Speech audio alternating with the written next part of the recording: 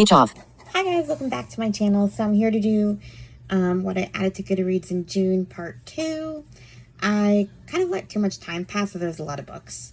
I only talked about what I added in the first week because it was a lot of books that I bought in the Audible sale, so I wanted to separate that.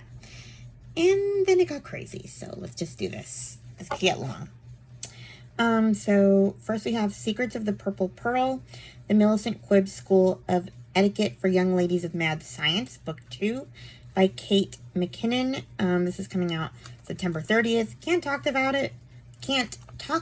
it because it is a second book in a series. Then we have The Hope of Azure Springs by Rachel Fordham. I heard about this from Jeanette from Jane Reads. She did a whole list of Rachel Fordham books, and this one sounded interesting.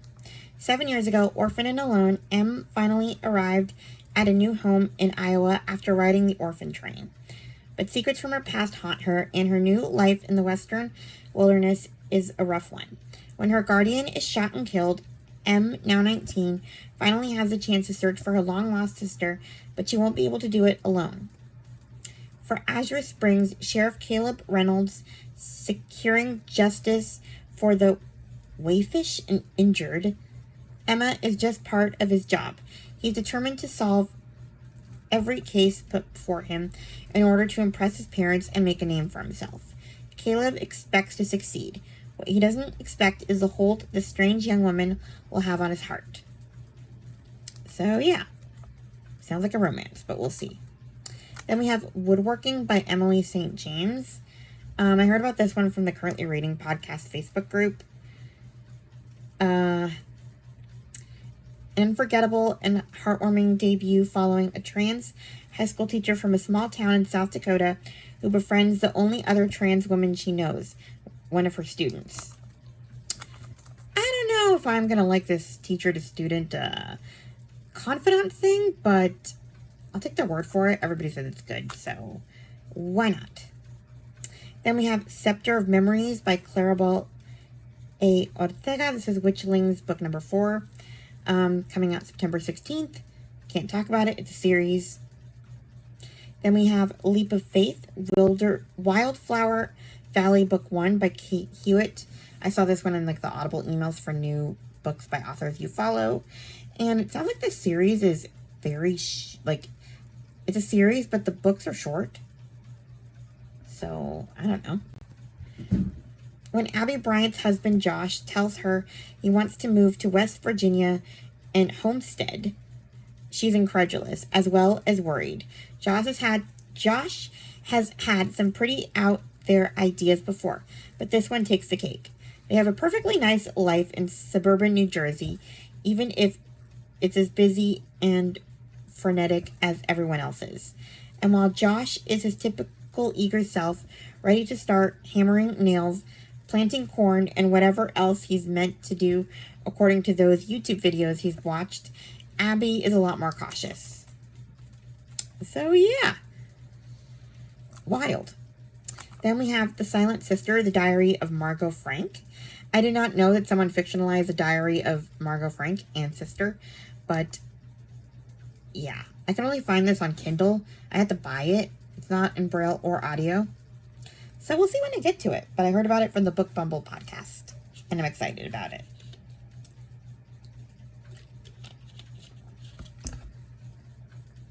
Then we have Rick by Alex Gino. Okay, I read this, and I forgot to put it on my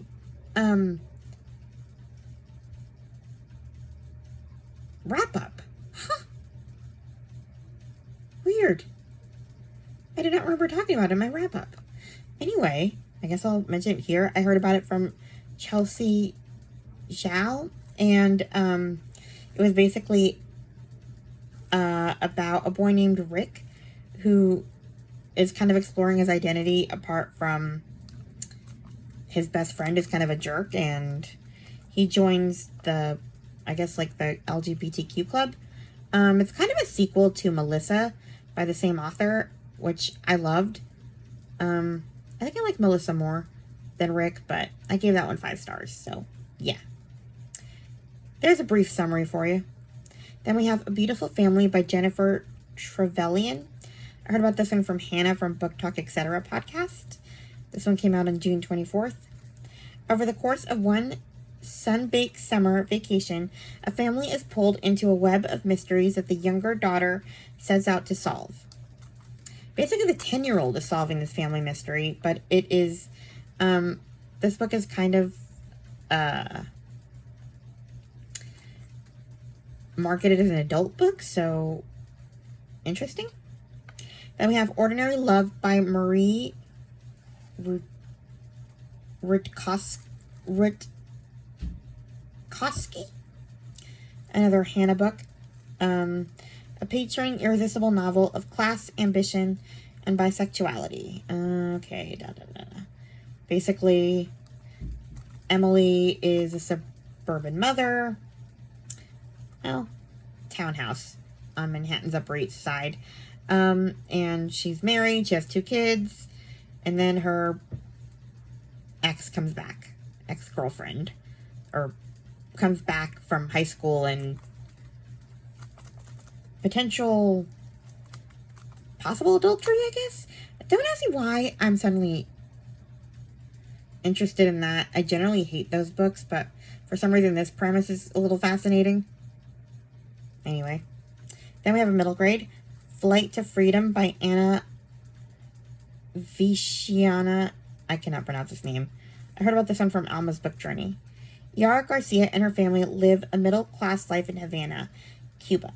But in 1967, as communist ruler Fidel Castro tightens his hold on Cuba, the Garcias, who do not share the political beliefs of the Communist Party, are forced to flee to Miami, Florida. There, Yara encounters a strange land with foreign customs. She knows very little English, and she finds that the other students in her new school have much more freedom than she and her sisters. So, yeah. Then we have Holy Disruptor, Shattering the Shiny Facade by Getting Louder with the Truth by Amy Duggar King. This is another, I guess, Duggar memoir. This one is, Amy Duggar is the Duggars from 19 Kids and Counting. Like, they called her Crazy Amy because she was the only normal one in the family. So she's writing about that, I guess. Some people call her Famey because she liked the camera attention.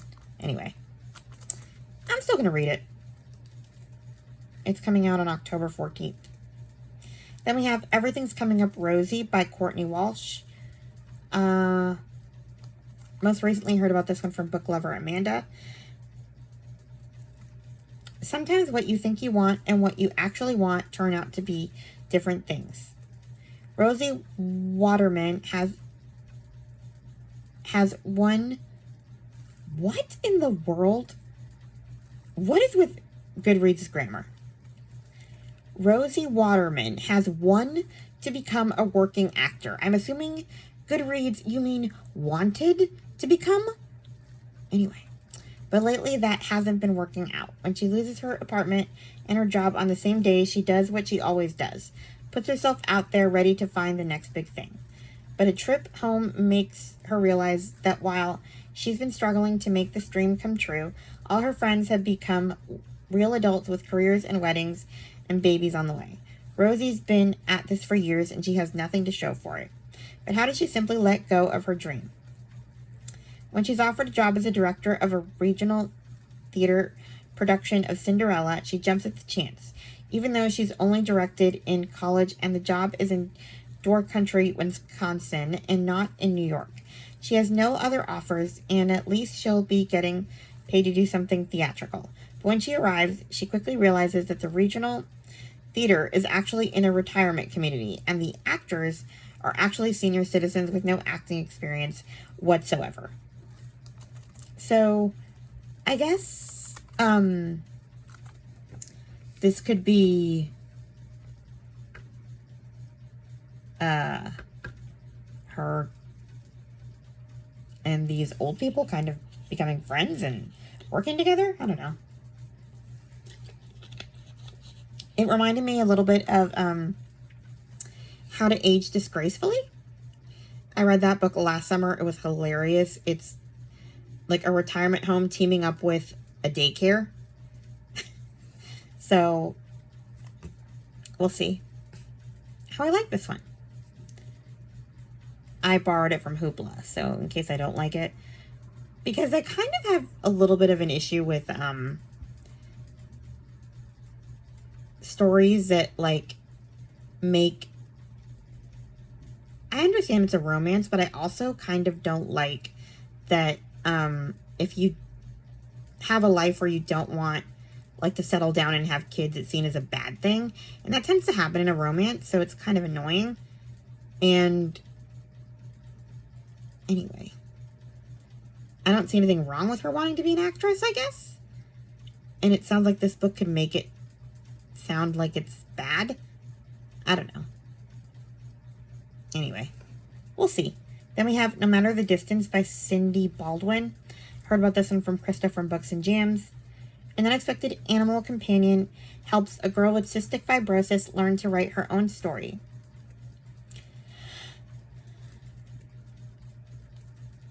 This is a novel in verse by author and disabled activist Cindy Baldwin. Penny Rooney has cystic fibrosis, which means she has to do breathing treatments to help her lungs work. Some days it seems like her CF is the only thing Penny knows about herself for sure. From her point of view, everyone around her can make sense of their place in the world. So why can't Penny even begin to write a poem about herself for school? Then during spring break, Penny spots something impossible in the creek behind her house, a dolphin far from its home. Penny names the dolphin Rose and feels an immediate bond, since the dolphin is also sick. But as Penny's CF worsens, she realizes that Rosie needs to return to her pod to get better. Will Penny be able to help guide Rose back to the ocean, even if it means losing her friend? This story marks the first time an author with cystic fibrosis is writing a protagonist with CF. Huh. Then we have Murder by Cheesecake. This is Golden Girls Mystery number 1 by Rachel Estrom Courage. I heard about this one from Chloe from Always Booked. I mean, my mom watches the Golden Girls, and so I've seen snippets, so it could be funny. I'm just going to leave it there, because I have a lot of books. But it's a Golden Girls mystery. Now we're going to go to a bunch of new releases that are pretty much all recommended, or that all came from Chloe's new release video. So first we have Party of Liars by Kelsey Cox. This one came out on July 1st. A lavish Texas-sized Sweet 16 turns deadly in this twisty, pulse-pounding new novel, serving up a fresh take on... Okay. Let the festivities begin. Today is Sophie Matthews' 16th birthday party, an exclusive black-tie bash in the heart of the Texas Hill Country, where secrets are as deep-rooted as the sprawling live oaks. Sophie's dad has spared no expense, and his renovated cliffside mansion, once thought haunted, is now hosting the event of the season. Then just before the candles on the 3-tiered red velvet cake are blown out, a body falls from the balcony onto the starlit dance floor below. It's a killer guest list. Danny, Sophie's new stepmother, who's been plagued by self-doubt ever since the birth of her own baby girl. I cannot pronounce this name. This is the superstitious Irish nanny who senses a looming danger in this cavernous house. Orlith, I think, is her name? I don't know. Michaela, the birthday girl's best friend, who is not nearly as meek as the popular kids assume. Kim, the cunning ex-wife who has a grudge she can't let go of. Everyone is invited in. Not everyone will get out alive.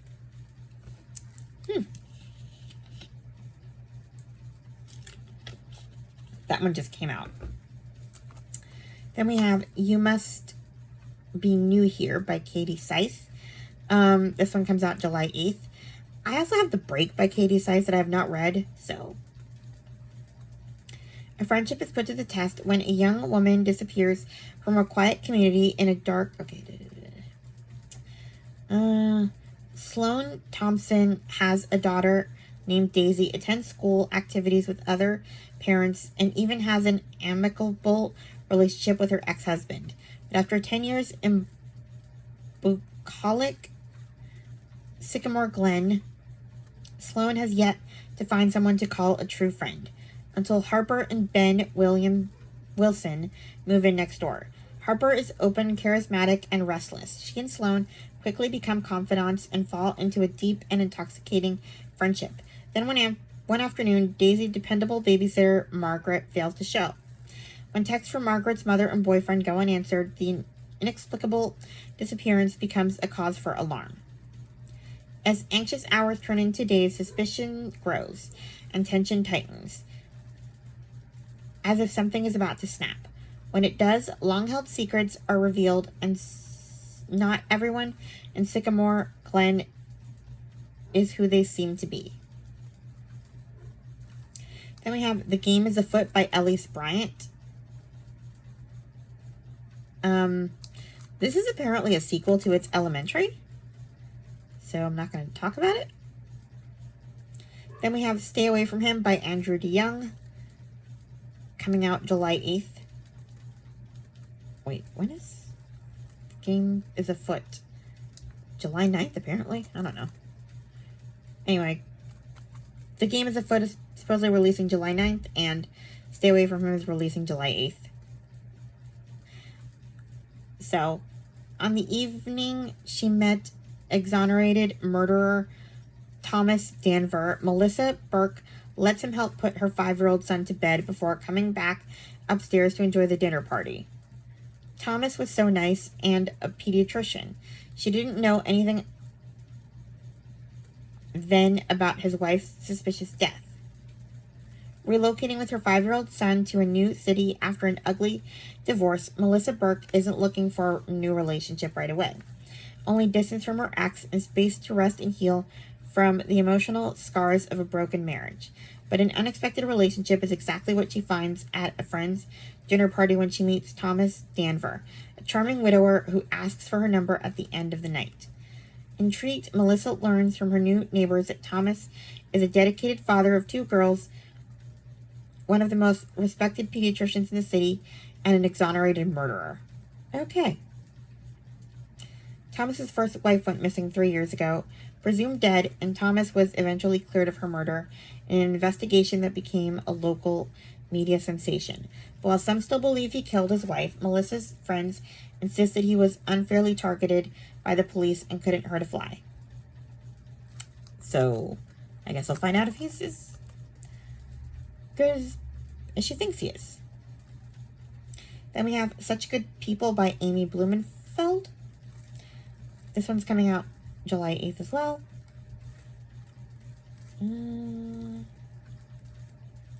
It's 10 p.m. on a Thursday in the spring of her freshman year of college, and April is standing at the back of a crowded Manhattan bar waiting for her friend Rudy to arrive. Their eyes lock the moment he enters the room, and in an instant, lives and legacies are altered forever. Within hours, Rudy is arrested. Within days, April is expelled. Within weeks, he's incarcerated. And within months, she meets Peter, a prodigious young attorney who makes her world recognizable again.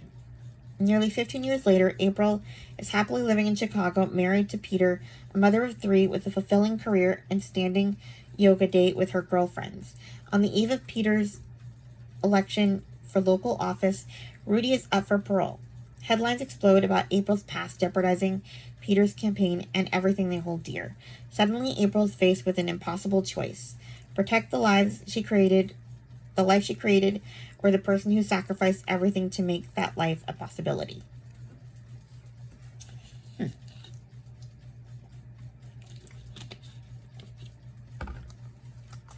Next, we have Chance at Life by Susan Ellison Bush. This is supposedly coming out July 8th, but I don't know if it's going to be on audio, which sucks because it looks interesting.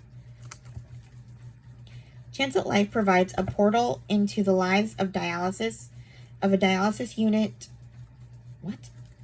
Chance at Life provides a portal into the lives of dialysis unit regulars, both patients and staff. Together, they confront life's limitations and its certain end with unique stories of struggle, hope, and resilience. I'm not going to read any more because it was a little too spoilery, the description. But yeah, I haven't seen the pre-order on Audible, so I don't know if it'll be available, and I want it. Then we have The Banned Books of Berlin by Daisy Woods. This one's coming out July 15th, apparently, but it's already on Audible, so I don't know what's happening there. Berlin at 1933. The night skies are burning bright with huge bonfires of banned books. The Nazi party is swelling in numbers. Berlin is no longer a safe place for young Freya. She can only watch on horrified as her beloved city falls to fascism, and the usual law-abiding Freya is forced to make a choice: continue being a bystander or sacrifice herself to save the lives of others. New York, present day. Maddie commutes home to her family to reset. Struggling to fully turn off from her work, she is shocked to come across a pre-war German diary amongst her grandpa's things. And when she starts to dig into the diary, Maddie's shocked by what she finds. And so begins a journey that will take Maddie beyond America as she searches for the truth about Freya and how she changed people's lives across the globe. Then we have The Lost Orphans, The Runaway Evacuees #1 by Ellie Curzon, coming out July 23rd. London, 1941. Help me, Jack, is Ellie's last thought as the building crashes down around her and everything goes dark. Will she ever see her big brother again? The war has robbed 8-year-old orphan Ellie of everything except her older brother Jack. Evacuated together, hand in hand, they escaped a cruel farming family, only to find their home destroyed, their mother gone. Wide-eyed Ellie hasn't spoken since, and every night she cries for her mother and for their father lost at war. Wandering through the falling ash, their stomachs twisted with hunger, and Jack knows he cannot protect Ellie alone. But everything changes when they join a ragtag band of orphans, runaway evacuees who return to the city just like them. With nothing left to lose, the children stay above ground as Nazi planes fly overhead, determined to help others. But as they risk their lives, who will protect them? Then, during a night of terrible bombing, the unimaginable happens. Elsie disappears. Their faces streaked with tears, Jack and his friends search through the flames and smoke, knowing she has no voice to respond to their cries. Will anyone find her before it's too late? And will the lost orphans ever find a safe home? Next we have The Secrets Between Us by Kate Hewitt, releasing July 24th. My husband and I share a secret. How far will I go to keep it? In the middle of our school's bustling summer picnic, I watch Harriet walk purposefully toward my husband, Michael. She places her hand on his arm, introducing herself and laughing at something he says. A knot forms in my stomach as I watch them. We've been here before, but I can't just walk away. Over the next few weeks, I try to keep Harriet from my family, but no matter what I do, she finds a way in. Her daughter and my twin boys become friends, and one night, I find Harriet in my kitchen smiling at my husband as she sips a cocktail. I feel like a stranger in my own home. That night, when I see her name light up my husband's phone, I can barely breathe, because I know this is more than just an affair. She's in our lives for a different reason. For years, I've kept a secret buried deep because I thought I could hold my family together. But now I'm terrified Harriet is going to reveal it and I will lose everything. Okay, is her daughter his daughter too then? Just a theory. Then we have The Secret Locket by Catherine Hawken, coming out July 7th. Germany, 1941. Noemi's hazel eyes shine with tears as she takes Pascal's hand. Please don't go, she begs him. If you leave me now, we might never find each other again.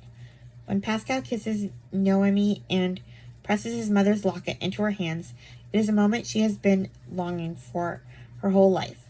But when war is declared, overnight their love becomes forbidden. Noemi is Jewish, while Pascal is being pressured to become a Hitler Youth officer by his father. When Noemi's parents are captured and taken to Dachau, She knows her hometown is no longer safe. With time running out, Pascal smuggles her onto a train, praying she will be able to hide unnoticed until the war is over. Devastated, he watches the train leave, promising himself he will find her again one day.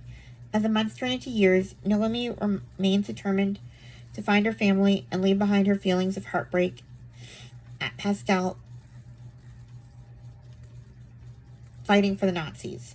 She knows they can never be together, but still she remembers the pendant he gave her, and hope flickers in her chest like a flame, that one day they might reunite. Realizing that everything he was told about the Nazis is a lie, Pascal vows to make amends for his past mistakes. When back in his hometown, he learns that Noemi is in danger. He vows to save the girl who long ago took his locket and his heart. So, yeah, we'll see.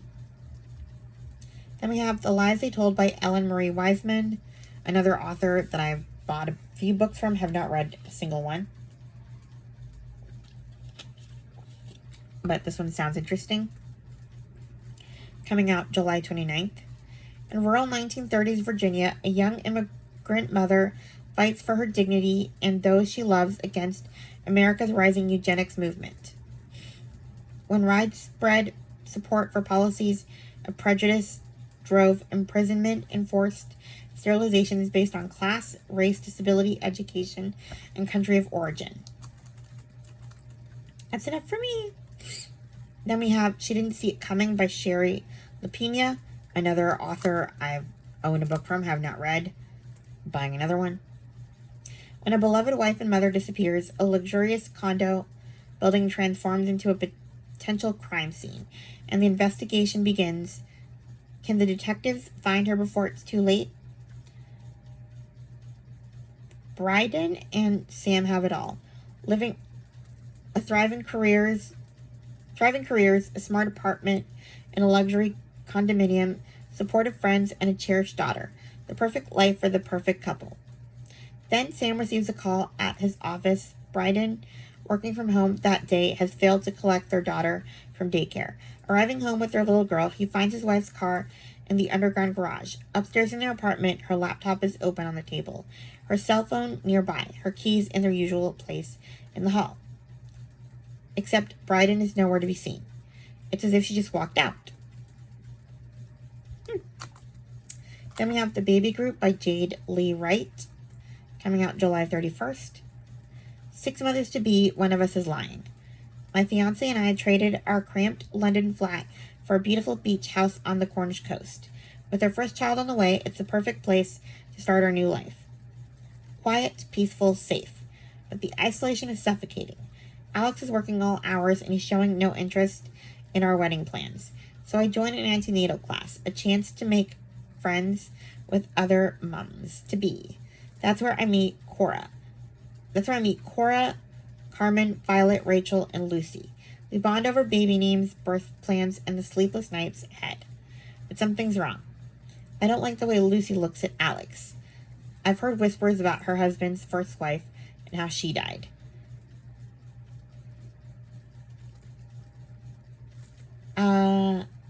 At one of our get-togethers, she clutches Violet's baby a little too tightly. The child begins to choke. No one forgets how long it takes her to let go. I should have trusted my instincts. The closer I get to my due date, the more frightened I feel. It seems like I'm falling apart, but I know my baby is in danger. Then we have The Ration Book Baby by Ellie Curzon. I decided to deep dive into an author. England, 1940. Opening the box with trembling hands, she couldn't believe it. A tiny baby lay inside. She gently lifts the newborn as it starts to cry. Cradling the little one to her chest, she searches the darkness for any sign of whoever left it here. And as she rocks the child, something flutters to the ground. A ration book. Nurse Annie Russell anxiously listened to the terrifying sounds of planes and gunfire overhead, worried about what the morning will bring for the patients in her care. The boys from the local airfield fly up in the skies each night, risking their lives to protect the people of Bramble Heath Village. But they can't stop every bombshell until a knock at the door makes her jump. Awaiting Annie on the doorstep is a hat box. Peeking under the lid, she gasps. Inside is a whimpering newborn, round cheeks glistening with tears. The poor little thing may be all alone, but someone must truly love the baby. Tucked into a hand-knitted blanket, there is a precious ration book, vital for food supplies in their darkest of days. Her heart breaking, Annie does everything she can to care for her tiny charge. But without a ration book, she knows that the frightened young mother could also be in dire need of help soon. Then social services brings devastating news. If Annie can't find the helpless child's family soon, the authorities will have to take the little one away. As the Nazi threat grows, more and more of the brave pilots at the local airbase don't come home. Is one of the following the child's father, and with her only clue leading nowhere, can Annie find the answers she needs and reunite the innocent baby with its parents before it is too late? So, yeah. Then we have a nonfiction book called On Juneteenth by Annette Gordon Reed. Weaving together American history, dramatic family chronicle, and searing episodes of memory, Annette Gordon Reed provides a historian's view of the country's long road to Juneteenth, recounting both its origins in Texas and the enormous hardships that African Americans have endured in the century since, from Reconstruction through Jim Crow and beyond. So, yeah, kind of the history of Juneteenth. Then we have The Unlikely Pursuit of Mary Bennett by Lindy McLeod. I heard about this one from Coiny Reads. I kind of already talked about this one in my TBR, so I'll leave it there. Then we have Along a Storied Trail by Anne H. Gaphardt. Heard about this one from book lover Amanda. This is another Pack Horse Librarian book, so I'm excited about that. Kentucky Pack Horse Librarian Tansy Calhoun doesn't mind the rough trails and long hours as she serves her Appalachian Mountain community during the Great Depression. Yet she longs to find love like the heroines in her books. When a charming writer comes to town, she thinks she might have found it. Or is the perfect man actually closer than she thinks? Well, we'll see. It sounds a little too romancy, but she's a librarian. I'll give her a chance. Then we have a Little House on the Prairie kind of book. It's called Too Good to Be Altogether Lost, Rediscovering Laura Ingalls Wilder's Little House books by Pamela Smith Hill. She's kind of a Laura Ingalls historian, so I'm in. It just came out on July 1st.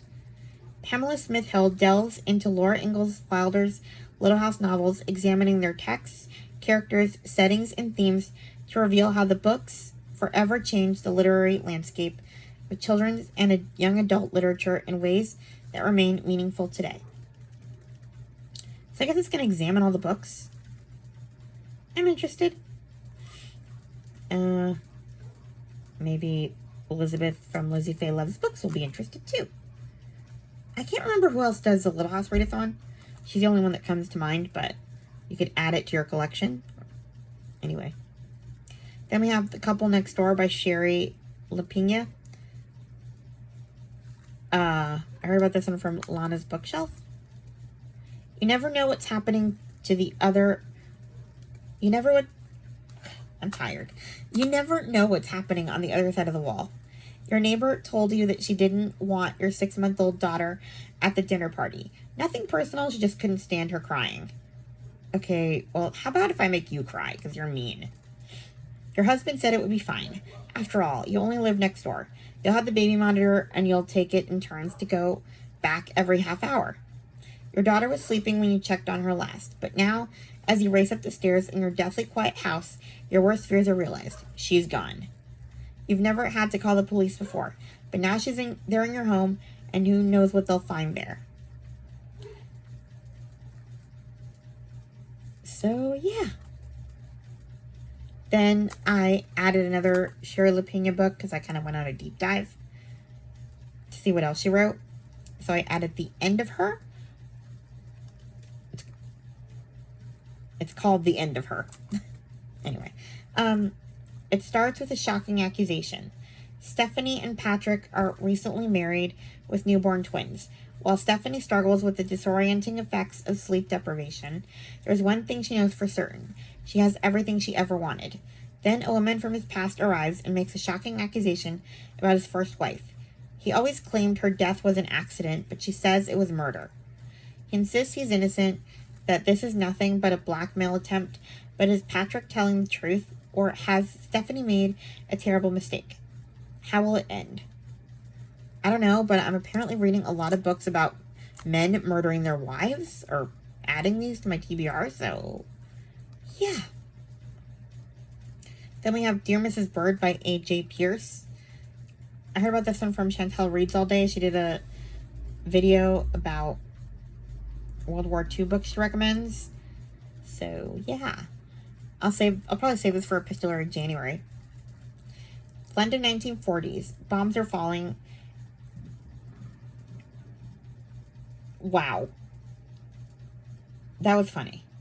I mean, not really, but that was just the fireworks that just went off right when I'm talking about bombs falling.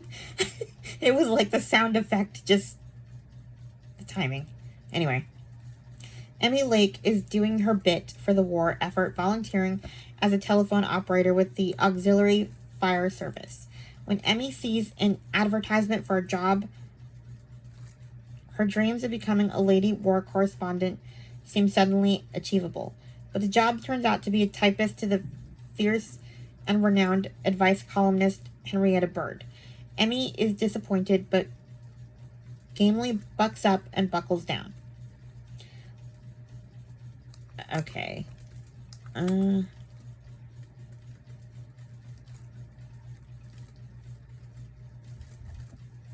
My screen's moving.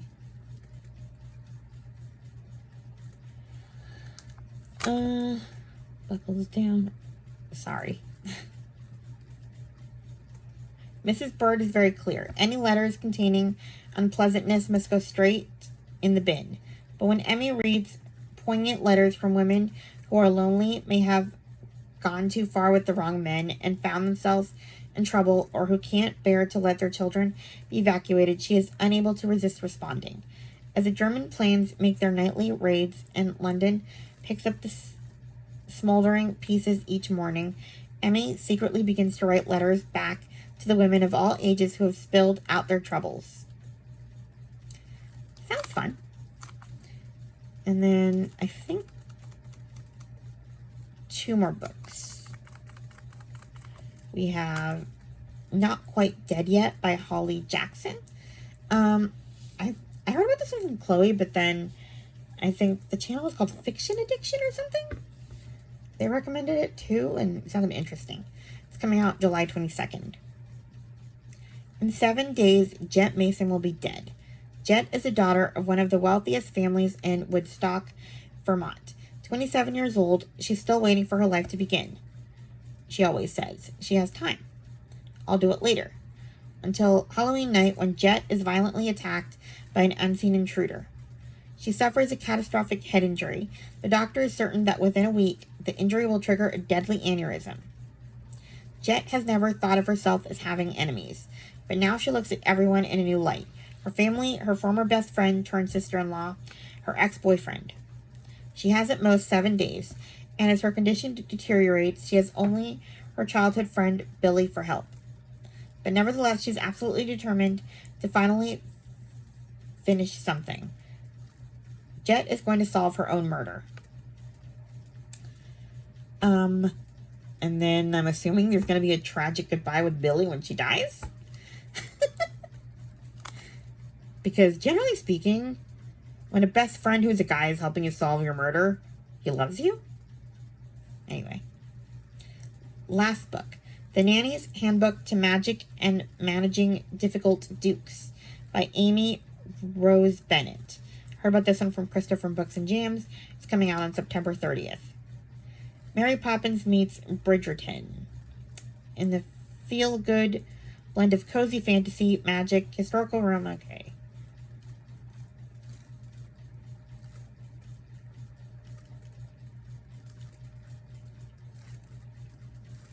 As a recent graduate of the Parasol Academy for Excellent Nannies and Governesses finds her supernatural abilities are little help when it comes to falling for the shy, mysterious inventor who happens to be her employer. So yeah. Emmeline Chase, 25-year-old widow and new alumni, may be more high-spirited than the Academy would like. Few graduates, however, could turn a mismanaged teleportation onto a Duke's rooftop into an offer of employment. But Emmeline's circumstances, along with her desperation to support her bankrupt, incarcerated father, have made her dauntless, which seems the primary qualification to work for expert horologist Xavier Mason, Duke of St. Lawrence, and manage his 3 rambunctious wards. Yet Emmeline soon discovers that the nobleman's heart-melting voice and captivating mind present an entirely different sort of trouble. She cannot risk losing her license by fraternizing with her employer. Xavier's wards have sent 2 nannies packing in a month, thanks to frogs, firecrackers, and general mayhem. In addition, Xavier's professional reputation is on the line. He's already considered odd with his talking raven companion and his fascination with timekeeping instead of pleasure chasing with his peers. Charming, vivacious Emmeline seems intrigued with his quirks, but Xavier must have absolute peace to design London's King of Clocks for Westminster Palace before the competition closes. Emmeline can no doubt restore order, as long as he doesn't fall under her spell. So, yeah. Sounds like fun. A little bit witchy. I'm going to say that for Halloween. And on that note, that is everything I added to Goodreads in June. Please like, comment, and subscribe, and I'll talk to you guys in my next video. Bye. Stop recording video. Stop recording video button.